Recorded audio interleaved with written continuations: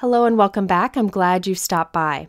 Today I'm sharing with you some ideas for creating an inside pop-up scene for your card. This is a great way to have what looks like a simple card from the outside, but that when you open it, there's a scene that pops up. I've done variations of this technique a few times in past videos, and I will provide links for those if you're looking for more ideas. But this is one of those techniques that I think the more you see it done, the more you'll be able to apply it to whatever products you have. It really is a great technique that works with a variety of dies especially. I'll be creating two cards at the same time in this video. They look very similar, but I'm doing two cards because I want to show two different ways to figure out the pop-up mechanism. Now, both of these cards feature the newest Hero Arts My Monthly Hero Kit. This is for 2021.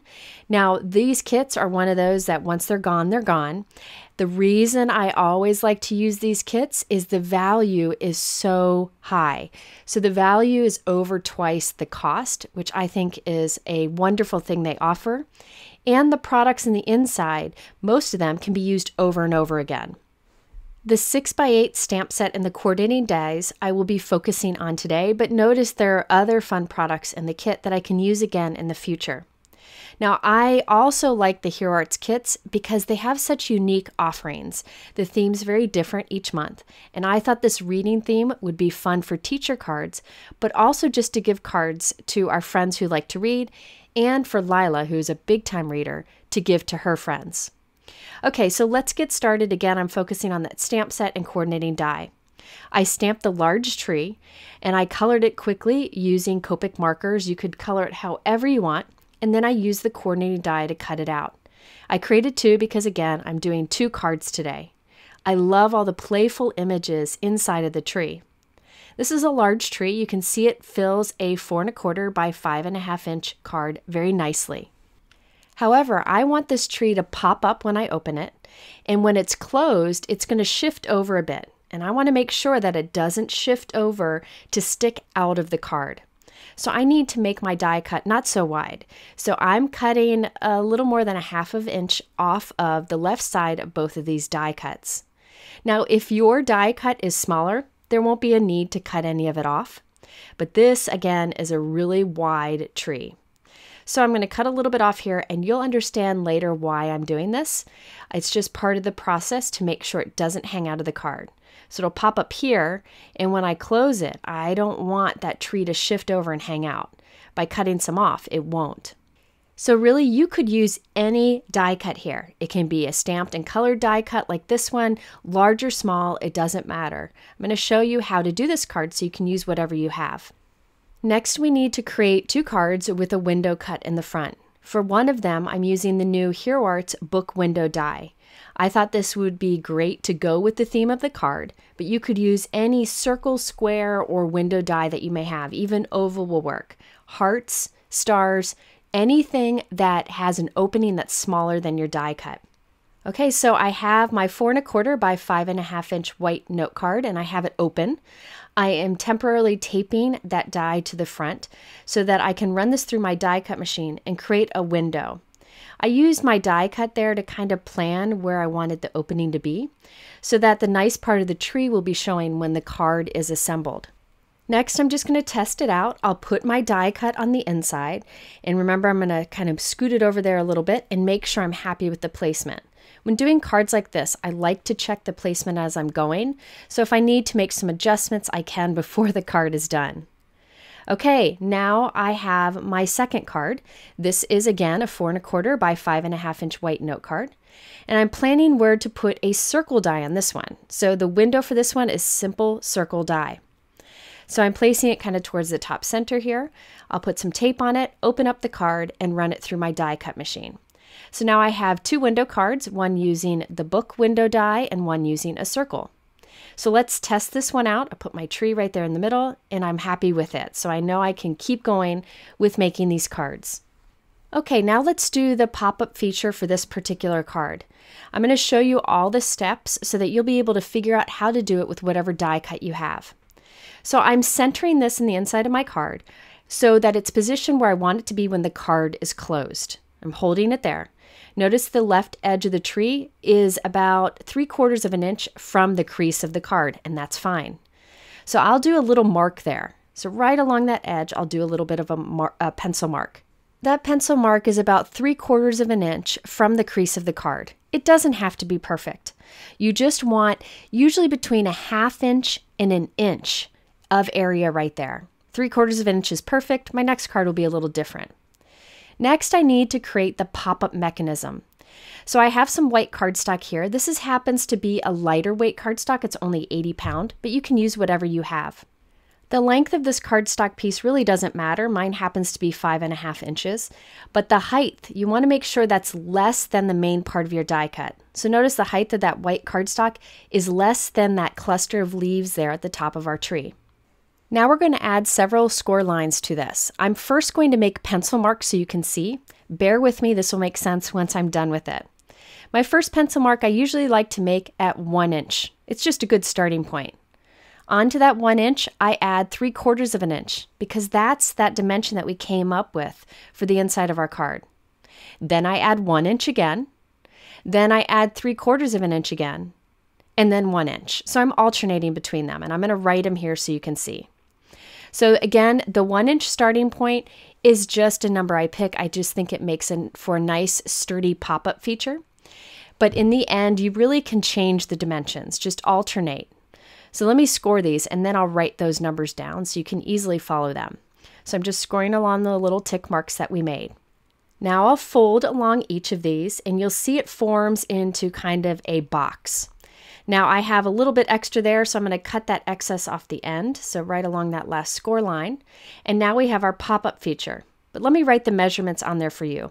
That first one is 1 inch, then I add 3/4 of an inch, 1 inch, 3/4 of an inch, and 1 inch. Again, these numbers can be whatever you want. You just want to make sure you alternate between the two dimensions so that you end up with a kind of box like this. Okay, on one of the flaps, I'll put some liquid adhesive. You can use double-sided tape if you prefer. And I'm gluing it right to the edge of our die cut. So you'll see that that first crease line is right up against the edge of the die cut, and everything's kind of hanging off the back there. Next, we need to glue the other flap to the back of the die cut, forming that little box on the back of the main die cut. This box will form a great pop-up inside of our card. All right, so I'll glue that down, and I give a couple minutes for this to dry in between each step because you want to make sure it's dry before you move on. Now the rest of it is very simple. We're just going to glue this into our card and our pop-up feature is done. I do like to kind of fold the crease lines back and forth just to make sure the pop-up feature works really well. All right, so now on this little flap and on the back, I'm putting strong adhesive. I like strong liquid adhesive so I can kind of wiggle it till I'm happy with the placement. Now I will flatten this box so that the little flap is facing up. So watch me flatten it. Then I'll put the crease that's sticking out here right into the crease of our note card. And then I'll close the card onto it. Now once you have this in here, you'll want to really press down and make sure that all adheres. So the short side of the box is attaching to the front of the card, and that back side of the box is attaching to the inside of the card. And there you can see that box in there, and it pops up beautifully. Now forming that box seems a little odd, but I promise once you do it a few times, you can figure out how to do this for any die cut. You basically need to create a box, whatever size you want, big or small, and make it so that it glues to the back of your die cut, the front of the card, and the inside of the card. But I'll do another example of this so you can see it in action again. But first, I want to finish off the front of this card. I wanted to have that black frame to give a little definition to the window. So I'm using the same circle die that I used to create the window, and I'm cutting that from black cardstock. Then I'll take a circle die that's slightly bigger and put that around the opening that we just did. Then I will tape that in place, run it through our die cut machine, and that forms that thin black frame. I'll die cut 3 of those thin black frames and glue them together, and that will get added to the front of our card, and it'll give a nice definition to this very simple card on the front. So from the front, it's very simple, but in the inside, we'll have a fun scene. Okay, now we're going to come back to finish this card after we do our second card. I wanted to show you another example of creating that pop-up feature on the inside. I used different dimensions this time just to show you a different example. So one great way to figure out where to put that pencil mark on the inside is to use the window. So what you can do is you close your card and put a mark right there on the leftmost part of that window. So right there. Then when I open up my card, I just want to make sure that the left side of my die cut sits a little bit to the left side of that pencil mark. That way I can be sure when the card is closed, you see all of our die cut. So one side of our box needs to be less than that length there from the crease to the pencil mark. It ends up being about 3/4 inches again, but this time I just decided to keep it simple and go with the 1/2 inch. So it'll be less than the amount I have there between the crease and the pencil mark. Okay, so I have another piece of white cardstock. I again start with my first score line at 1 inch. Then I go 1/2 inch, 1 inch, 1/2 inch, 1 inch. So basically, we're alternating score lines between 1 inch and whatever dimension you have figured out from the pencil line and the crease of your card. Here I did a 1/2 inch. This size right here is a good pop-up box that works with a lot of cards. So I would try this if you don't want to try to figure it out on your own, and I bet it'll work. Okay, so now I cut off the excess. We're going to fold this into a box, just folding along each of the creases. And then we can add it to the back of our die cut, just like we did before. If your die cut is smaller, by the way, you can make this piece not as tall, so it could be a real narrow box. You just want to play around with it until you figure what works best for your particular die cuts. This is a large die cut, so it looks really cool when it pops up when you open the card. So on one of the flaps, I put adhesive, and I'm gluing that right onto the back of the die cut, so the first score line lines up with the edge of the die cut. Now on the other end, on the other flap, I put liquid adhesive, and I'll fold that into a box, and now we have a die cut with a box on the back of it. That box is what forms our pop-up feature. All right, we're in the home stretch. I put liquid adhesive on the side and on the bottom here, and then I'll put that right into the crease of our card. So the box goes right into the crease. We'll tuck it in there and then flatten it down and really press that to make sure it all adheres. Again, liquid adhesive is a great option here because you can wiggle it till you get it just right, but you could also use double-sided tape. Okay, now let's form the scene inside of our cards. Now I could have put grass or ground on here, but I wanted to keep it kind of clean and simple, but you definitely could do that if you wanted. My images are kind of floating there. But what I decided to do was add a stack of books at the base of each of the trees, so those pop up with the trees. And then I added the little girl's reading to the card, so I glued it right into the inside of the card, so those don't pop up. I did alter these little girls to have longer hair, so they look like my little Lila. Okay, now at this point, I'm thinking, oh, I should have stamped a sentiment earlier, because now I got to stamp a sentiment in here with all of this pop-up action going on, but I was still able to do it. So I carefully put it into my MISTI stamping tool. I have my little sentiment there. I will ink it up carefully and stamp it lightly first to make sure it's going to look okay. Then I'll stamp it again to finish it off.